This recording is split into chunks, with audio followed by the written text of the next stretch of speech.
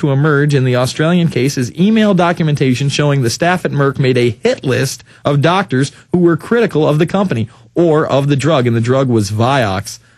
This list contained words such as neutralize, neutralized, and discredit next to the names of various doctors. We may need to seek them out and destroy them where they live, said one email from a Merck employee. Staff are also alleged to have used other tactics, such as trying to interfere with academic appointments and dropping hints about how funding the institution might dry up. Institutions might think about whether they will wish to receive money from a company like that in the future. And it continues. I mean, it only gets worse. It's pretty disgusting, but it's really something that we've all known and discussed. But we're tinfoil conspiracy hat wearers if we dare speak up about it. I got to make up one of those hats. No, I'm Go ahead, man. Hold it up. How can this continue? How do the people just get here? We're retarded. I know I'm not supposed to use the term retarded because, I might offend somebody, but we are retarded. And you're right.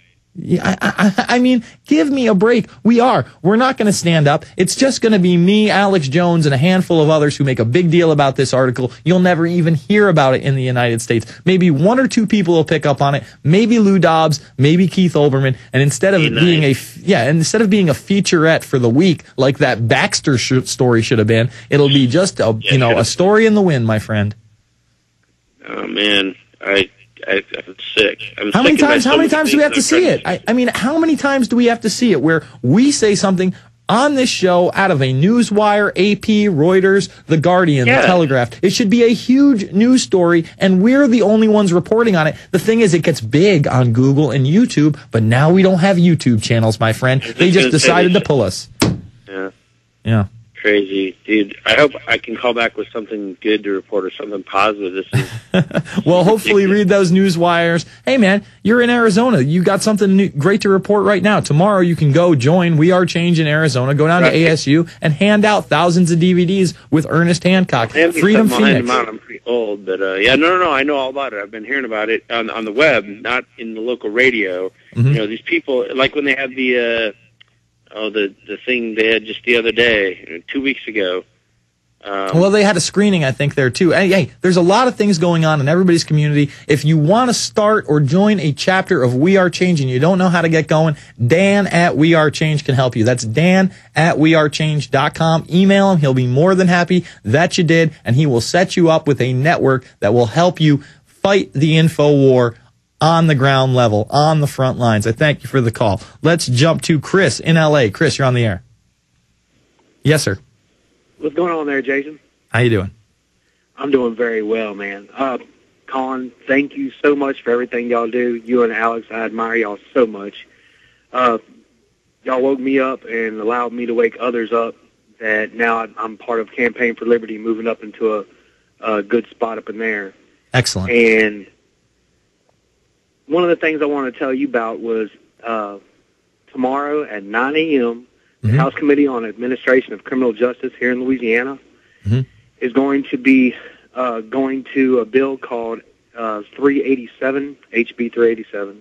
Okay. That is another assault weapons ban, but this one's state. Okay. And I didn't know if anybody else has heard about it.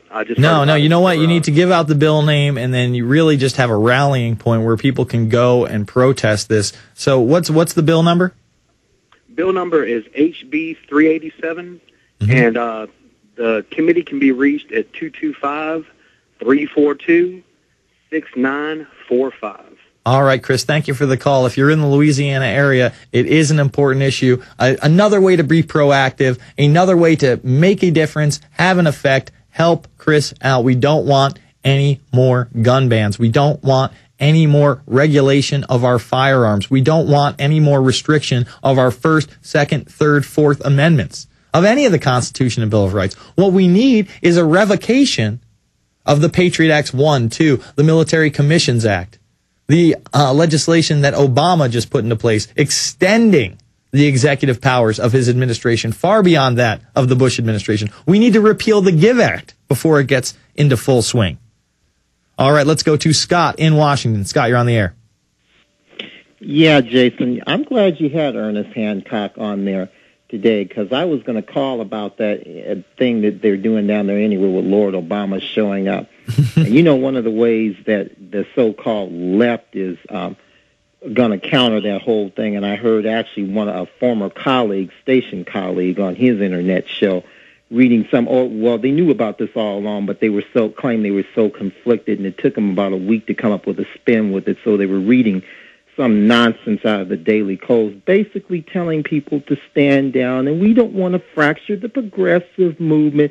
You know, you can say that you're against it, but, you know, don't be really loud and vocal about him sending more troops over to Iraq and Afghanistan and all that kind of nonsense and stuff. And, you know, I'm just sitting here thinking, and I'd almost called them and told them all, you know, just how two-faced and phony that they are. And then, you know, somebody called in and was talking about, you know, Cindy Sheehan was being a little bit too radical and all of that. Well, no, she didn't want to sell out her values because she had a mission.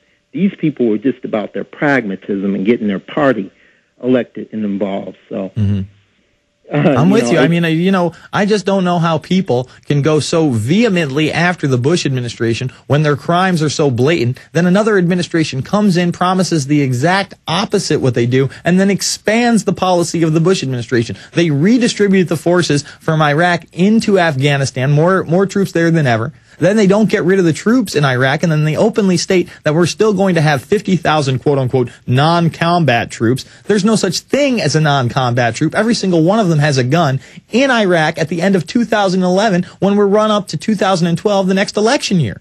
I mean, is this the biggest fix in the world or what? Oh, yeah, and I guarantee goddamn to you that if it were John McCain standing there mouthing those same words, they would be screaming and hollering bloody murder, but it's their Lord Barack Obama. They're so very quiet about it. So that's why, you know, and I guess we're going to send one of their people down there.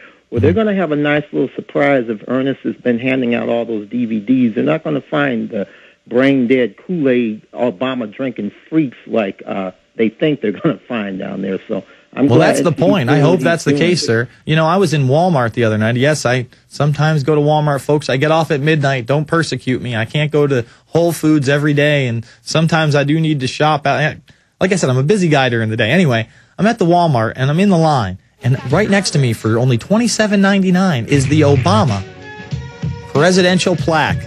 And it's just this montage of Obama on this great plaque. We love him. They sell posters of Obama in Walmart. When was the last time we saw this? T-shirts, hats, posters, plaques. It's Obama worship. And there's a reason, because he's bringing in the tyranny like no other. Final segment of the InfoWarrior on the other side, Infowars.com, PrisonPlanet.tv.